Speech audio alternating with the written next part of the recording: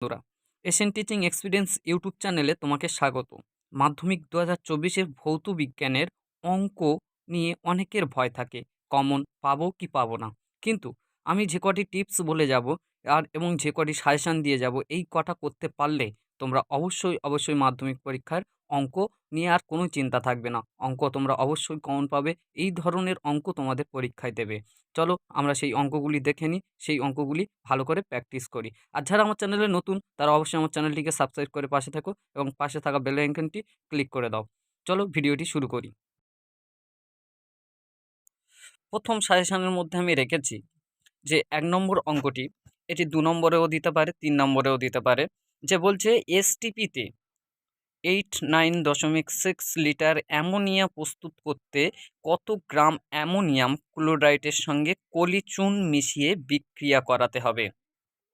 তারপরের প্রশ্ন বলছে উত্তপ্ত লোহার উপর দিয়ে স্টিম চালনা করলে ফেরোক্সাইড ও হাইড্রোজেন উৎপন্ন হয়। এই বিক্রিয়া দ্বারা ৮ মৌল হাইড্রোজেন উৎপন্ন করতে হলে কত মৌল লোহার প্রয়োজন হবে? এবং বির দাগে বলছে গ্রাম লোহার প্রয়োজন হবে। এই দুটি প্রশ্নের উত্তর দিতে হবে। এটি ৩ নাম্বারে আসতে পারে। এই প্রশ্নটি তোমরা ভালো করে রাখবে। চলো তার পরের প্রশ্ন দেখে নিই।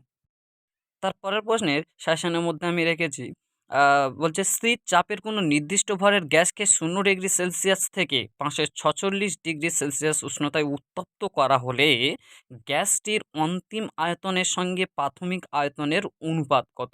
এটিও 2024-এর ভৌতবিজ্ঞানের অঙ্ক হিসেবে ভেরি মোস্ট ইম্পর্টেন্ট। তোমরা এটিও ভালো করে রাখবে।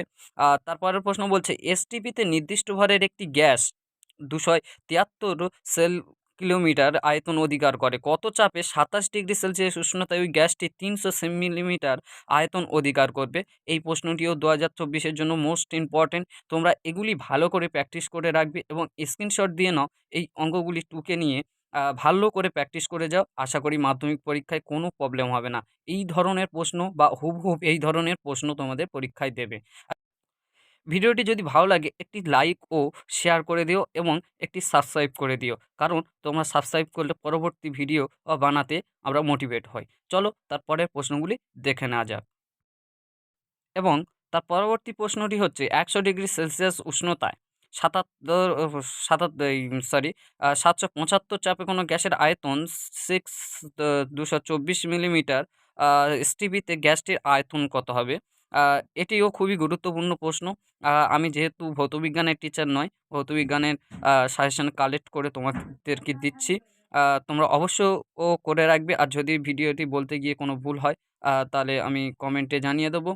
তার পরবর্তী প্রশ্ন বলছে উচ্চ তাপমাত্রায় অ্যালুমিনিয়াম দ্বারা ফেরাস অক্সাইডকে বিয়োজিত করলে 558 গ্রাম লোহা প্রস্তুতের জন্য কত বা আয়রন গ্রাম অ্যালুমিনিয়াম প্রয়োজন? বিক্রিয়াতে কত মৌল ফেরাস অক্সাইড লাগবে? এটি তোমাদের প্রস্তুত করতে হবে। প্রস্তুত করলে তোমরা অবশ্যই এই ধরনের প্রশ্ন, এই ধরনের অঙ্ক তোমরা মাধ্যমিক পরীক্ষায় কমন পাবে।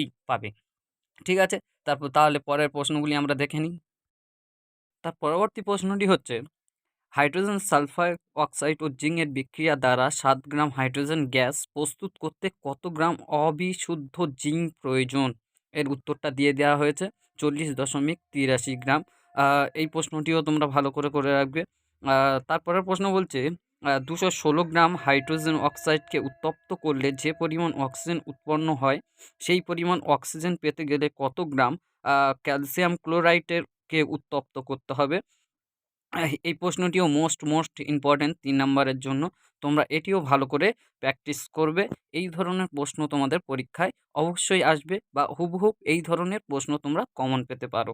চলো পরবর্তী প্রশ্নগুলি আমরা দেখে নিই এবং পরবর্তী প্রশ্নগুলি তোমরা স্ক্রিনশট দিয়ে নাও। আমি আর বলছি না, তোমরা স্ক্রিনশট দিয়ে ভালো করে প্র্যাকটিস করো। আর এই ধরনের প্রশ্ন তোমাদের 2024-এ ভৌতবিজ্ঞানের অঙ্ক হিসেবে দেবে।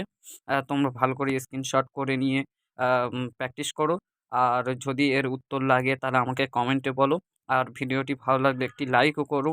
আর চ্যানেলটাকে অবশ্য করে সাবস্ক্রাইব করো এই ধরনের ভিডিও পেতে। চলো তারপরের প্রশ্নগুলিও দেখে নিই এবং তার পরবর্তী প্রশ্নগুলি দেখে নাও। তার পরবর্তী প্রশ্নগুলিও তোমরা ভালো করে রাখবে। এই ধরনের প্রশ্নই পরীক্ষায় আসবে। তোমরা স্ক্রিনশট দিয়ে নাও বা খাতায় লিখে নাও, নিয়ে ভালো করে প্র্যাকটিস করো। ভিডিওটি যদি ভালো লাগে একটি লাইক ও সাবস্ক্রাইব করে দিও আর আমাদের চ্যানেলের পাশে থেকো। ভিডিওটি আজকের এই পর্যন্ত। দেখা হবে কোনো একটা নতুন ভিডিওতে এবং অন্য সাজেশন নিয়ে তোমাদের সামনে তুলে ধরবো।